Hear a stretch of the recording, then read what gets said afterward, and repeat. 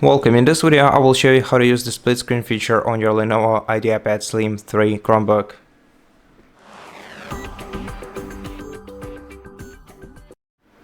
So first of all, we're gonna have to open two different windows on our screen. Let it be Files and YouTube.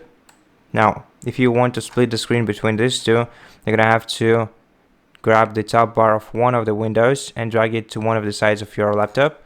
Then click on the other window to put it